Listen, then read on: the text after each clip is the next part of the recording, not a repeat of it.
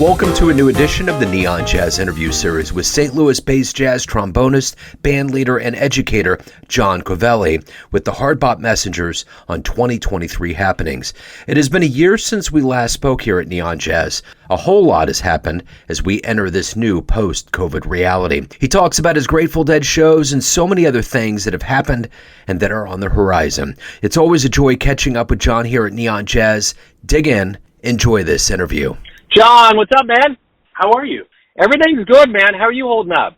Doing pretty good. Got through a storm. In fact, when I saw your note about, doing this now, today, I was like, yeah, that saves me from what I'm doing right now, which is outside in 95-degree heat, picking up after the storm we had Wednesday. So, yeah, we were supposed to get it. I have teenagers in the house. They were like, yeah, everybody's doing TikToks. They're freaking out, and because it was going to be 103, and everything. But we didn't get anything. But see, I'm part cat, so when it comes to Midwestern heat, I feel at home. So, but if I can pull somebody out of that world for a minute, I'm happy. So it's good that we connected. Was it a year ago? How long has it been since we spoke? Isn't that incredible? It is about a year. Wow. Because I know my show was still yet to happen for the album release. And so I was still going through quite a bit of just incredible stuff happening in preparation for that show. Your interview was pivotal in that. I've really had to change the way I think about myself over this last year. It's been really enlightening, and, your show, your interview had a lot to do with that. It was kind of a catalyst for sure. Wow, that means a lot, man. Sometimes I feel like I'm operating in a vacuum here, so I'm glad that there was some very definite good that happened. So let's kind of get into that a little bit. It's interesting. First thing I want to ask is, I know it's only been a year and this pandemic was a blur, but we kind of went from last year to this year, from being in the pandemic of uncertainty to kind of entering this post-pandemic era. So how's everything going? What's kind of the mood and mode of what's going on in your jazz world? Well, the jazz world is still spotty in terms of public performances. Everybody has. Excuse me, I gotta make some sound here while I change my hearing aid battery. No worries. It always happens when I don't want it to happen. Some guys that I know, some people are gigging more now and some aren't. The scene is just still not really recovered in a lot of ways. People have had to, take more of a variety of gigs. I know I have. But I'm seeing a lot of music. I'm seeing a lot of shows advertised, but I still think people are still used to sitting home and watching Netflix. Yeah, I agree.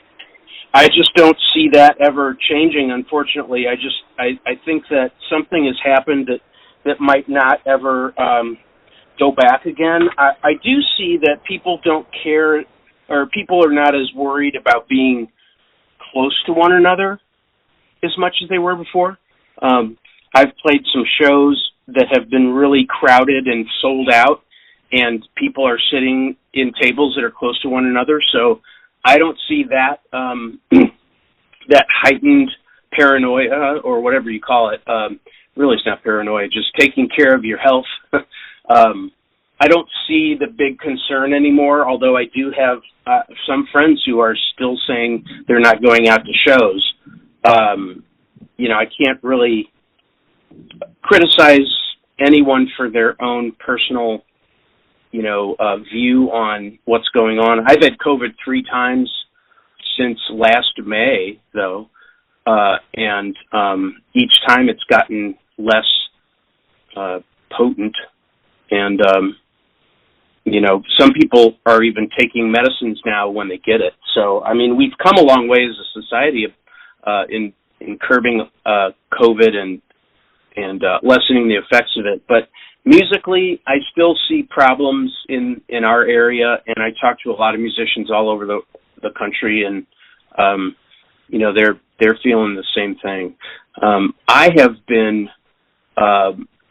focusing on more special engagements and not really caring if I don't have as many regular gigs, because I've kind of learned a lot about what things in the world can I control and what things in the world are beyond my control, and I've gotten better at reacting in a more positive way about both of those things, and then being more productive with the time I have.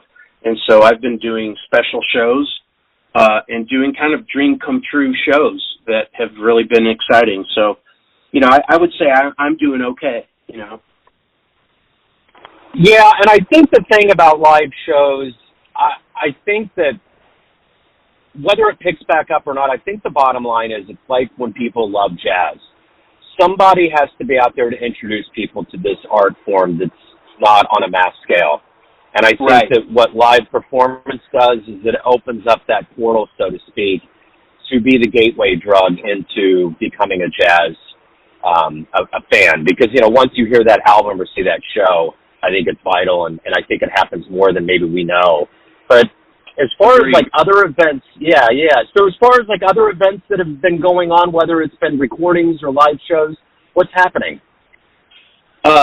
With me personally, or just all around the scene? Well, with the band and with you and your world. Got it. Yeah. So, what I've been doing is, since we last talked, I've done one performance of Live at the Last Hotel, playing the album. I've done one Music of the Grateful Dead show, and I'm doing that show again at the end of this month, and that's kind of what you just said, spreading the message of jazz. That's my mission, and I had always wanted to do the music of other groups, like Grateful Dead, and then like Steely Dan, I'm doing Steely Dan show in September. I have seen people that didn't necessarily love the Grateful Dead really enjoy us playing that music, and then I've also saw at this past show people that love the Grateful Dead that weren't familiar with jazz really enjoyed our performance, and that is what I wanted to do in the very beginning when I started this group. So talk to me a little bit about, is there anything coming out from the Messengers? Is there anything specifically with the band that people can put on their radar and earmark? Well, so far it's we've got a lot of exciting things here in St. Louis happening, but the Grateful Dead music is just really powerful music, and I've had a lot of interest from out-of-town venues about doing the music. And so, like Kansas City, Columbia, Missouri, regionally, I've got a lot of interest in this music. And so that's going to be on the horizon, although I don't have anything booked yet. I feel strongly that there will be bookings for that music. And then the really big thing is that the Live at the Last Hotel show is the music is being choreographed and will be staged in October with the full group, the full band, and dancers. And when I say dance, I mean tap, ballet, modern, jazz, contemporary, all of the disciplines of dance are being worked in, and this music is coming alive in the form of movement. And this show will be really unique in that respect. It's going to be pulling a lot of jazz listeners into the dance world, and it's pulling a lot of the dance world siloed performers together. So that is a really exciting thing that we've received major funding for. We're still trying to get more funding, but we received a $15,000 grant from Missouri Arts Commission. Regional Arts Commission, and that's exciting. So those are two big things. The Grateful Dead show and the choreographed show are really exciting for me. Right on. So if anyone out there wants to get any more information on these shows, on you, the band, where's the best place for them to go?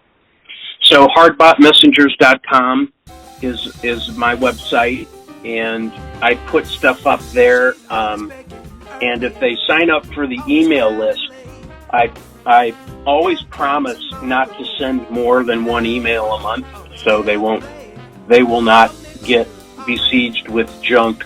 But that and my Facebook page are probably the best sources of information. Right on, man. Hey, this has been great to catch up with you. Thank you so much for reaching out, for taking time out. I'm so glad that it's paid dividends, and keep up the good work, man.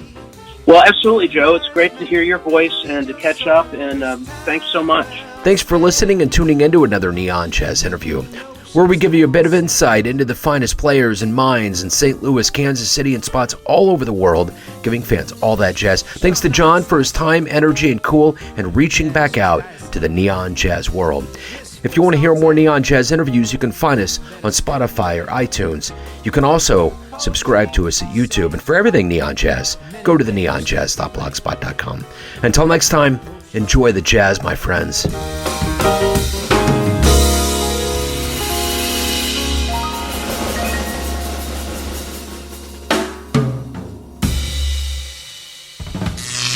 Neon Jazz.